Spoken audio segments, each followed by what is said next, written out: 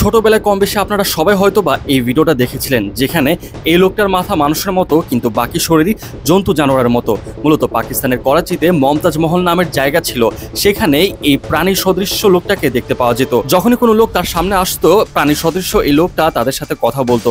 আবার যখন এই লোকজন তাকে লেজ নাড়াতে বলতো, তখন সাথে সাথে লেজ নাড়াতো। প্রথমে দেখে সবাই এই ঘটনাকে সত্য ভেবেছিল, এবং কি ব্লুটুথের যুগে বাংলাদেশে যে সকল বড় বড় গুজব ছড়িয়েছিল তার মধ্যে এই ঘটনাটা অন্যতম। তবে পরবর্তীতে জানা যায় আসলে এমন কোনো ঘটনাই সত্য নয়, বরং অর্ধেক পশুর মতো দেখতে দেহ আর অর্ধেক মানুষের মুখ বলতে যা আমরা দেখি তা ছিল পুরোপুরি ধোঁকা।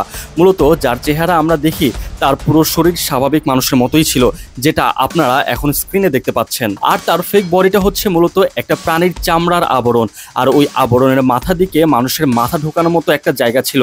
আর এই খাটের নিচে ঢুকে সেই লোকটা মাথা বের করতো এবং নিচের দুটি তারের সাহায্যে লেজ ও শরীর নড়াতো।